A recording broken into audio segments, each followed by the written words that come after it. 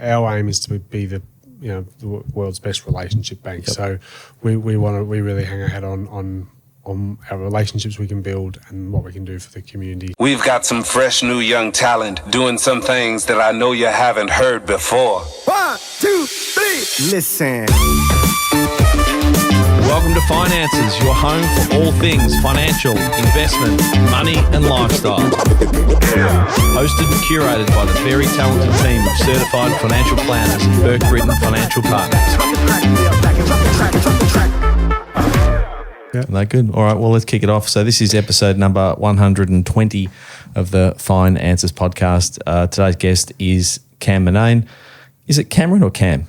Cam is probably the preferred, yeah. Okay, well, what about the birth certificate? Is it Cameron? No, it'll say Cameron on the birth certificate, but I don't think I only get called that when I'm in trouble. Yeah, all right. Yeah. So Cam Murnane, Community Development Manager and hopefully a lot of people will start to see this name floating around Geelong, see it pinned on stadiums and the like, but for Beyond Bank Australia. Cam, thanks for jumping on the podcast this morning, mate. No worries, thanks for having me. Now, we've already talked kids and travel and all sorts of stuff before we hit record. We're going to get to Beyond Bank. I know those people that have been around Geelong and Geelong banking circles have known you from Bendigo Bank days. We've crossed paths over a number of years in various circles, but for those uninitiated that don't know you, I forgot to introduce you to Ben. Sorry, quietly in the corner. I do this all the time. And Ben Kemp. Ben, thanks for joining. Ben, not Benjamin as well. By the way, birth certificate Ben. Just while we're on. Is it that. Really? Yeah, simple. Well, mine's Jay, just Jay, and no middle name. No middle name. Although I did. Funny story. I know we're going off on a sidetrack already, but This is actually a banking issue too. So I wanted a middle name. So my brothers both Jack didn't have a middle name. Clayton had a middle name and it was Peter. So Clayton Peter Burke. And I wanted a middle name. So I just started writing it on everything. And even up until probably a couple of years ago, my middle name on bank accounts was J. Peter Burke. And I don't know how it got there, but... you do the ASIC lookup on advisors. I'm pretty sure there's two profiles because there was one that got set up incorrectly with it and then they had to redo it again. Banking's changed a little bit over the years. There's a little bit more identification requirement. Anyway, so Ben, thanks for joining us this morning. Back to you, Cam. Let's start at the beginning, mate. For those that don't know you and haven't seen you or heard of you through sort of Bendigo Bank and Beyond Bank now, let's go back to where you grew up and where you started. Yeah, cool. So I've been a Geelong boy all my life. So grew up in Grovedale and primary school at Grovedale West, and then into Christian College for high school. Stayed in Geelong again and went to Deakin Uni doing commerce, finance and accounting. I was all ready to live the dream and become an accountant in Geelong here, and then I started doing some part-time work just as a teller at Bendigo Bank, and it was about that time they started their business banking area in Geelong, and as I was ready to head off, one of the guys asked whether I'd come and be involved in the new business banking area at Bendigo Bank, and I was there for nearly on 15 years. So what was that? What year was that when you got the gig at Bendigo Bank? 2002. Okay. And then through to about 2016, 2017. I was just sort of worked through business banking officer, they called it then, through to a business banking manager, primarily around the small business, and looked after a lot of the branches around Geelong and surrounds, and a lot of the community banks. Was involved in sort of the setup of the Leopold Community Bank and also Lara. And then sort of it had a little bit of the banking world, and I ended up going out to getting a job with the City Grade Geelong as a partner in the partnerships and strategy area there. So I was there for about 5 or 6 years doing partnerships and strategy work, which was really good. So what does that mean? I was going to say that one of my questions, and people always ask, like, what does a community development manager do? But we can go back to that in a second. Look, that was a lot of the documentation and strategies that councillors put together. So we worked really closely with the 11 councillors on what does their 4-year plan look like, what does the budget look like, ranging to then other stuff around the city's diversity and inclusion strategies and that sort of stuff. Was Darren Lyons a councillor when you were there? No, he wasn't. Okay. He was. I would have liked to see his brief on I was Christmas tree, post the Lions era. Yeah. Nightclubs.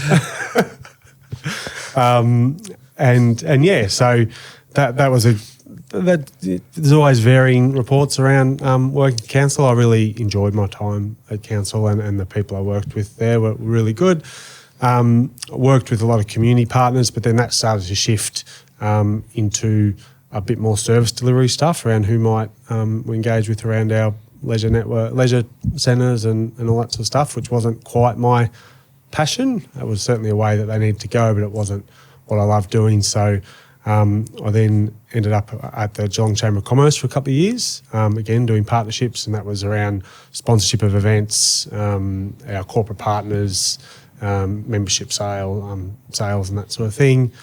And then, eventually 4 months ago, copped a text from the CEO at the time of AWA Bank, who were merging with Beyond Bank and wanting to catch up. And I initially thought, I don't think I've told him this, but I actually thought they wanted to sponsor a chamber event. Okay. So I went along to this meeting with my chamber things ready to go. And then a couple Talking of minutes, points. Yeah. This is what I can offer you. And then a couple of minutes in, realised we were talking about a potential job rather than a sponsorship of an after 5 event. So, and then the more I looked into it, the more I spoke with the people at Beyond around the role, the more it sort of fitted into what I wanted to be doing. Were you hesitant to go back to banking because you'd left it, or was it you'd had enough time out? I was. I was, but this was purely community development. Yeah. So time with Bendigo Bank, which I enjoyed, was business banking. This was purely community development, working and concentrating on the not-for-profit sector and clubs and those community groups. And I think the idea that I could still probably I could do that and have that banking knowledge and from the past was really handy for me, and I think was probably attractive to them as well. So it's sort of been initially that, in the first 4 months, it's been pretty handy to be able to sort of hold my own in regards to banking conversations as well as community outcomes and impacts and all that sort of stuff. It might be an obvious answer to this question, but when you say community banking, what do you mean? So obviously Bendigo have played in that space a little bit, Beyond Bank now, but what is it? How do you define it? Yeah, so from our perspective, it's how do we, there's a lot of great organisations out there doing fantastic stuff. And that's not just, not-for-profits themselves, but, I've been involved in footy clubs, cricket clubs. Those sort of clubs themselves are just a fantastic space for kids, families, parents, for connection, all those sort of things. So it's how do we sort of, through their banking, help them grow what they do and have greater impact. So that comes in a number of forms. So whether we end up sponsoring something, or whether we partner with a certain organisation to help them achieve a certain program, or probably like I said to earlier, Jay, the most pleasing aspect's been the type of facilities or banking solutions that Beyond offers actually allows them to sort of increase their position and impact just through their banking solution. So better off in regards to some, whether it be interest or fees or whatever that looks like. Beyond Bank is it's a customer-owned bank, so there's no shareholders. So every dollar they make goes back either into community or back into products and platforms and tech and trying to make the banking solution better again. So to be able to sort of come in with those solutions, armed with that, but also this will to want to provide some sponsorship or some partnership dollars, or to also amplify that, has been a really good story to tell. Yeah, I think the concept or the methodology of having a bank that's closely linked to the community is great. Yep. It's one thing, but if your product's no good, it kind of, you're going to get found out at some point. You were just saying, I think it was off air, as you alluded to, that pleasing that from the sort of the commercial banking point of view, that your offering's a strong one. Yeah, and look, when we when we sort of came into Geelong, the last thing I wanted to do was be probably running around buying people's banking with sponsorships, and that's the thing. We've been really active in the sponsorship space. We've partnered with some really good community organisations so far, but we're pretty confident, or very confident. I'm confident after 3 or 4 months that even when those types of agreements end, that those organisations are still in a really good spot with Beyond from a banking perspective moving forward. And that's half the battle, because the last thing we would want to do is go in and put them into a banking product because we're going to give them some dollars and then find out that that's not a great outcome for them, because one, they'll just leave, and two, it's not great for the community that we're trying to have a more positive impact in. Who are some of those Liberty to talk about some of those organisations? So I mean, we've got some strategic partnerships with Geelong United Basketball. So you would have seen the bit of the branding change, hopefully, around Beyond Bank Stadium from AWA Stadium. Funny little side note, when that first happened and the name changed, and I don't know what I was thinking, but I thought it was the arena, and I thought, oh, that's great. Yeah, I remember seeing John Farnham at the arena. It's interesting that now that's Beyond Bank, but yeah, it's not the arena, is it? It's the other stadium. Yeah. Do you know it was the I other was going to stadium? say I wouldn't even know where it is. I'm not a basketball man, but that's on me. Yeah. So where is it? Where's the Beyond Bank Stadium? So out in Crows Road in Belmont there. It's the it was originally a AWA Stadium because AWA Alliance Bank sort of helped with some funding around the development of that. Yep. And it's rather than it sort of being that main show court type facility, it's 8 community courts. So, there's nearly 10,000 participants that go through there every week. And there's games on there all day and all night round. So that's really the space that, from a basketball perspective, we wanted to go and play in as Beyond as well. Really that grassroots community basketball. We love what's going on with the WNBL, and I'm on the board of Geelong United Basketball.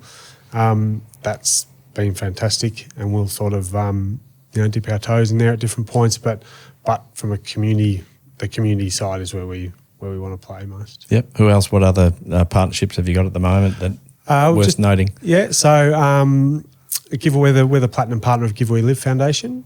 So Beyond Bank have agreed to just signed off another 3 years of that as their platinum partner, which is fantastic. We're also the major sponsor of Geelong Connected Communities. So they do smaller grants as well. There's some existing partnerships with the Ocean Grove Surf Lifesaving Club, and another one we've just entered into with Lazarus Community Centre for the homeless. So we've got, in addition to our local sponsorship, we've got a Beyond Bank Foundation, which has a really focus at the moment on sort of affordable housing, disaster and financial wellbeing. So where we can sort of where organisations and we can get involved with organisations in those spaces in particular, there's also that bit of that ability to tap into some of the foundation as well there. Yep. So plenty of opportunities to help.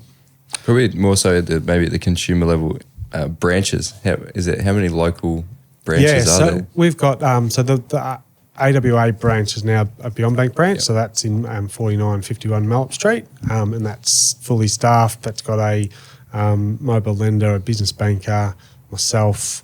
So that's the full offering there. There's also a branch in Warrnambool. They're about to open one in Portland, and then sort of South Melbourne is the next one.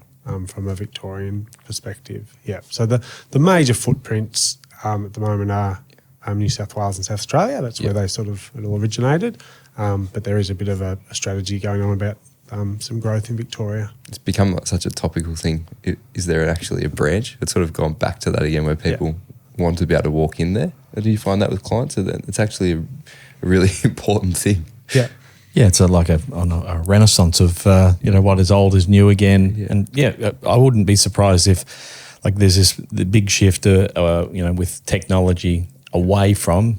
But I think maybe the pendulum has shifted too far. Maybe it comes back, and you do have not only boomers and beyond, but the younger crew who just go, I want to come and see someone. Yep. Yeah. Yeah, and look, it's always been that. I think the challenge was not about not having a branch, but how do you, to some degree, take your branch out to the community so you're not always waiting for people to come in. You've got that offering there, but I think the challenge for us is how do we actually take the staff out, get them out volunteering, get them out being involved in their own communities and having those conversations outside of the branch, but then having that base for people to come back into and get there. Is that something that's pretty unique to Bendigo Bank where they have those community? Is it? Yeah, so that Bendigo Bank got the community model. They're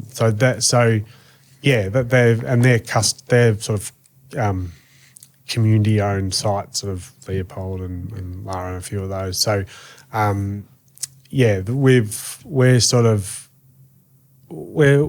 we're in a space where we're starting to open, and particularly in Victoria, starting to open branches. So it is almost that reverse story to tell, which is fantastic. So I can only, we'll certainly be probably, I would have thought, adding branches before we're taking any away, particularly from a Vic perspective. How long has Beyond Bank been around for? A long time. I probably can't give you the exact, but it's sort of a bit of an amalgamation of different co-ops and so a number of mergers before it became Beyond Bank. AWA, who merged with Beyond Bank, that was all set up through the Alcoa days. So that was the Alcoa co-op for the staff. That's why there was a branch in Geelong. There was also one in Portland and one in Mandurah in Western Australia. So there's now, those three Beyond Bank sites. But yeah, I think it's sort of 1950 type era, I think, but I'd have to check. No. It's just one of those interesting things with people, with banking, and people like that, knowing it's been around for a long time sort of thing. And it has been, it's just that the name is necessarily the new thing locally. Yeah, that's right. So when you look at New South Wales, South Australia, most people would know exactly who Beyond Bank is, and probably Melbourne as well now. It's Geelong. This is a bit of a new brand for, but it's been really pleasing so far. The way that particularly that community organisations have embraced the idea of what we do and like the model behind it, which is and from a security perspective and lots of stuff, it's the same as any other bank. So we're starting to see some really good traction in that space around people's banking. Just going to say security is the other banking thing, isn't it? People are so worried about it. Naturally, it's scams and things all over the place. But again, assuming all much the same no matter what bank you're with, hopefully. Yeah. And look, and we run some really good sessions around. So the Beyond Banks are very proactive in not only making sure that their systems and are secure, but what sort of programs can we run out in the community again? So whether that be at footy clubs or local around scam awareness and financial wellbeing, and almost try and preempt any of that stuff for customers before it actually becomes an issue for them. You mentioned the commercial side. On the retail side, is most of the retail lending, like the mortgages and that sort of stuff, done through the community groups, or is there an offering that is out to the broader community? And is it competitive? How does it work? Yeah, so it's through available to everyone. So there's a broker network. So you don't need to be attached to a community group. I think where they I said there is that focus on community, giving back to community, but as far as people's banking, that can come from any source, and the business banking side is also been. Can you only source a Beyond Bank home loan through Beyond Bank, or are they available through other broker network, through aggregators? Then through you can source them elsewhere as well. Okay. Yep. And then it's from a pricing perspective, really competitive. So I think that there was on the news a couple of weeks ago that on average the sort of the customer-owned banks are about 0.4% cheaper than the standard banks. Yep. Now that's not going to be on everything and all the time, but on average that was sort of the figure that was quoted. Yeah. So we're only going by my time in the role here, but so far everything we've sort of put forward or looked at, we've been more than competitive from a product perspective. Yeah. How do you guys go competing, and do you bother with the big four from a, if you don't scratch the surface as a consumer, you see the headline rate with the big banks that advertise heavily. How do you guys sort of see the competition, if you like, with that market on a retail point of view only? I know we'll talk commercial as well, but look, the rates and things certainly stack up. It's probably more. We do want to. I mean, our aim is to be the world's best relationship bank. Yep. So we really hang our hat on our relationships we can build and what we can do for the community. So we're not racing around trying to be the cheapest. Yep. But we do want to make sure that we are competitive, absolutely. But also with that effort to get put into building relationships with communities, all that sort of stuff. We don't want to undervalue that either. So very much competitive enough, but really wanting to make sure there's a point of difference to the other banks that's not a price point of difference. It's around relationships and community support and all that sort of stuff. What's the biggest challenge for you guys growing? Like, obviously there's a lot of upside and things you're looking at, but what's the biggest thing to hold that back? Is it just people's stickiness to the big banks? It's probably not so much even the stickiness to the big banks. Sometimes it is just a change in banking can be seen as quite a big deal, and which it is. But there's been some really good. I think people understand that now, and technology is a lot easier to make those changes. You can access things to make change your direct debits a lot easier, all that sort of stuff. We've got a dedicated community team, particularly that sort of from an administration perspective. So if an organisation wants to change their banking with us, they get sort of worked through that really closely with support, and it's quite quick. It's not, you can ID you don't have to come into your branch with all the stuff. You can ID online. All those things have probably changed since I was last in banking. That has probably made that ability to move banks easier, but there is probably still that fear of, that's going to take me forever and 100 things are going to go wrong and da-da-da. It's just not the case anymore that we're finding. Having dealt with sort of commercial banking from a business point of view over the course of the last, 15 years, the difference between, and we've been with Bendigo Bank before, we've been with some of the big four.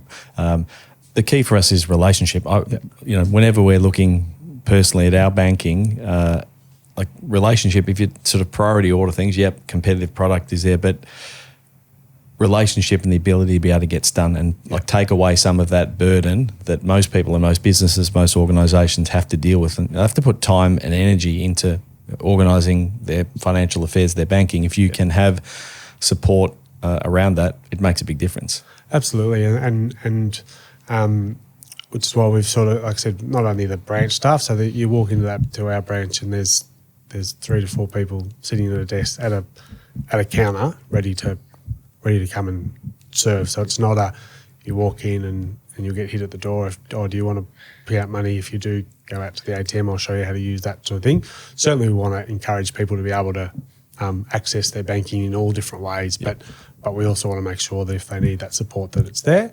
And like I said, from a community perspective, that essentially is my role. So it's back to the earlier point, not coming back to banking a little bit, in that I do become that relationship manager for those organisations around their banking. And to your point, Jay, it's around if I've got an issue, how do I get in touch with someone quickly that I trust, that I know will go and sort it out for me, so that I don't have to spend the next hour and a half sorting it out. They're going to have to play their role in different parts of it, but there's some ownership at our end around getting that sorted out for them, because that's the relationship that we want to have with people. Cool. We've got a lot of not-for-profits and a lot of small businesses that we deal with. Hopefully all of them will be listening to this podcast. What is, in terms of the offering or who you're looking to support, what are the types of businesses, organisations that you're out there at the moment wanting to attract, and what would be your message to them if they're listening? Yeah, so probably just that, again, my space is that community audience. So the not-for-profits, clubs, But like, broader than that, we do have business banking. We've got all the offerings. So that the branch in at Malib Street in Geelong have got whatever it is that you're looking for, we'll be able to help with.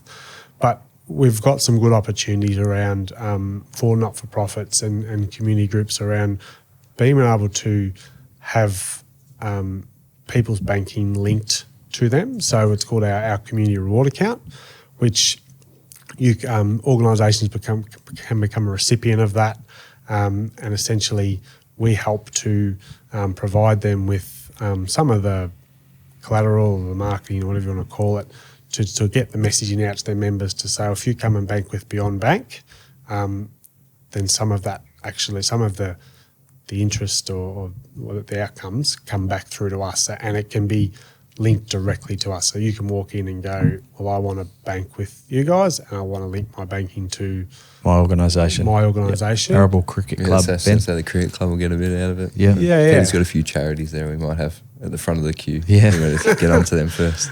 And at the end of the financial year, or start of the next financial year, there's a bit of an average balance of what your linked accounts are, and then it's a bit of a tiered program around how many linked accounts you've got and lots of stuff. But at the end of the day, then there's a portion of that interest is then paid back to that particular organisation. So it's how do we, obviously that's good for us as well. So we sort of don't hide behind the fact that that's good for us as well.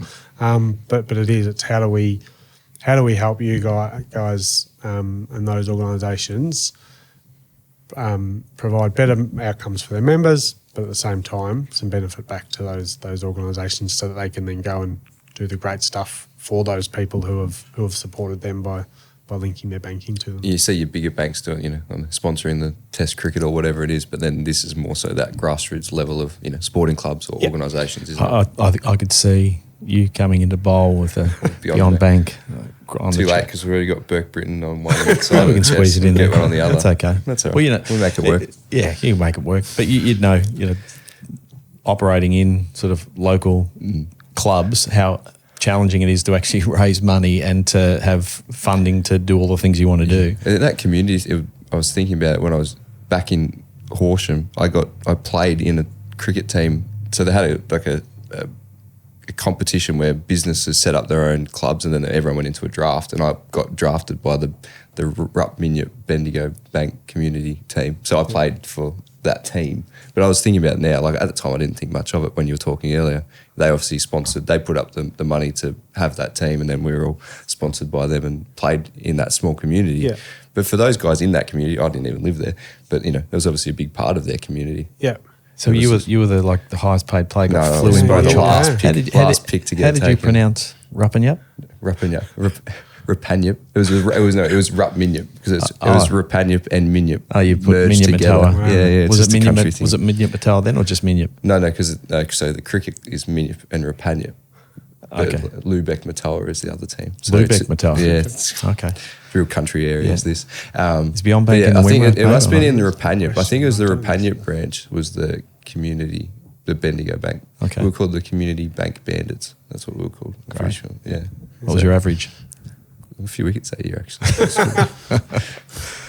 This is your number one sponsor. You should sponsor this bloke here. Well, Cam, is there anything else, any other sort of call to action for any of the listeners? And also, if people are out there, if they're part of an organisation in any of the areas that you've spoke about that you operate, how do they get in touch with you? And in terms of the community development management for yourself, I don't think you answered that question. Ben was going to ask what I think is he answered. Yeah, I think so.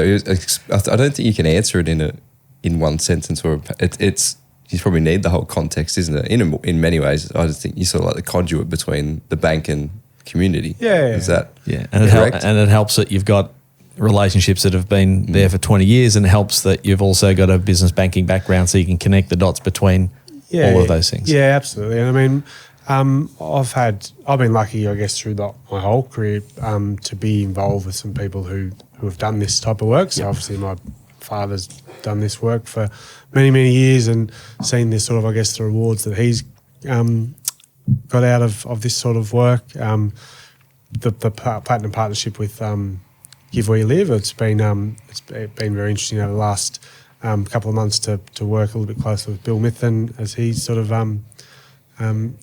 resigned from Give Where You Live and moves on to a new venture, but to sort of be a part of that time that he's reflected on his time there, just some fantastic community outcomes that he's been a part of.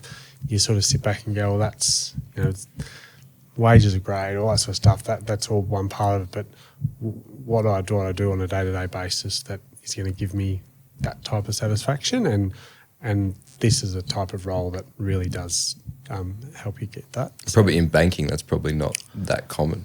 No, and it's an idea. So the idea is, in how do we help, I guess, transcend banking a little bit in that, so people who may not have the capacity to dip into their own pocket and give $200 or $500 to the local cricket club. How can we actually, the model to say, okay, well, just by banking with us, you're contributing to this just as much as what we are. It's just done through a different way, and you're doing it through your everyday banking, which you've got to do anyway. Everyone's got banking they need to do. How do we actually make sure that people get to come along that journey as well of feeling like they're supporting that community, whether it be their own club, whether it be a Give Where You Live Foundation or Geelong Connect Communities. There are a lot of people out there who look at it and go, well, I do want to bank with someone who's going to do great stuff with that money and the money that I put and the trust that I put in there.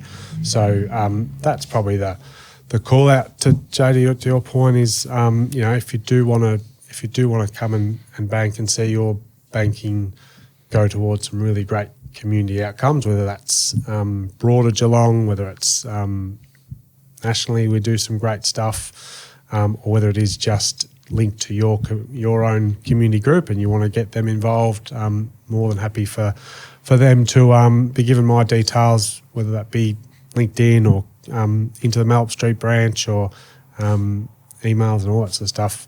We're keen to talk to whoever wants a bit of help at this point. Cool. Well, we'll make sure we put in the show notes all of your contact details. Appreciate you coming on this morning, mate. I know we sort of glossed over your sort of background. I think the only thing different between Cam and I is the fact that he's got a little bit more hair than me, but we're just comparing notes. Cam's got 1,000 kids as well. He's only got 4. Yeah, it's a lot. You've only got 1, mate. So, but anyway, we'll have you back on another time, Cam, and we can dive deep into the family life. But appreciate you coming on. Congratulations on your new gig at Beyond Bank. It's exciting to see good things happening in the Geelong community and beyond. And anyone out there listening that wants to get in touch with Cam, look him up. Thanks for having me. Thanks, mate. Thanks. We hope you enjoyed today's episode.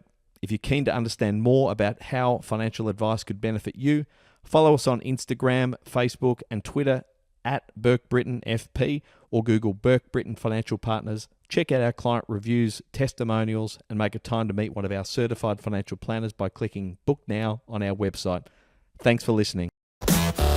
Any information contained in this podcast is of a general nature only. No account was taken as to the objectives, financial situation, or needs of any particular person. Therefore, before making any decision, listeners should consider the appropriateness of any information with regard to their particular objective, financial situation, needs, and seek independent advice from a licensed professional specific to their circumstances. All right, hit it. That translates to don't be a moron and act on what some random person says on a podcast. Take personal responsibility, do your homework, ask questions, and speak to an actual human that knows what they're talking about before you do anything.